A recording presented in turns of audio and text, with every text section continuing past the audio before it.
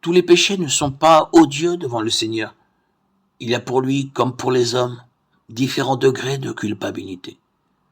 Mais quelques insignifiants que puisse paraître tel ou tel péché à nos propres yeux, il n'est jamais petit aux yeux de Dieu. Le jugement de l'homme est partial, imparfait, tandis que le Seigneur estime toutes choses à leur juste valeur. L'ivrogne est regardé avec mépris. On lui déclare que son péché l'exclura du royaume des cieux. Mais on est souvent moins sévère envers l'orgueilleux, l'égoïste et l'envieux. Et pourtant, ce sont là des péchés particulièrement odieux au Seigneur. Ils sont contraires à la bonté de son caractère, à l'amour parfaitement désintéressé, qui est l'atmosphère dans laquelle se meuvent les mondes, qui ont conservé leur intégrité. Celui qui tombe dans quelque faute grossière peut avoir le sentiment de son humiliation, de sa pauvreté, de son besoin d'un sauveur. Mais l'orgueilleux n'éprouve aucun besoin. Il ferme son cœur au Christ, imbu de lui-même. Il se prive alors des bienfaits infinis que le Christ, notre Seigneur et Sauveur Jésus, est venu lui apporter.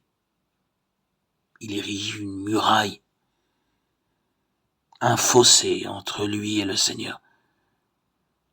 Et les rayons de notre Seigneur, les rayons de sa lumière sans déclin, ne peuvent l'éclairer. Il tire dans la salle où il se trouve rideau après rideau. Et la salle s'obscurcit.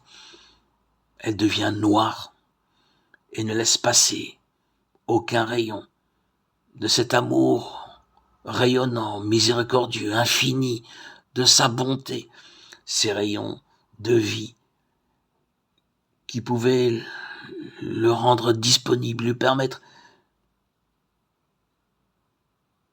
de combler les fissures et les failles qui ont entaché sa vie.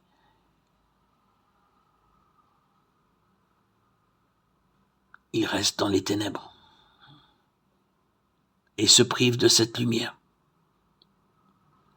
Alors qu'il suffit tout simplement de tirer rideau après rideau, de laisser place à la lumière. En méditant, en priant, en lisant la Bible, en tournant ses regards vers Dieu, ces rideaux se déchirent les uns après les autres et laissent passer les rayons lumineux de l'amour du Christ.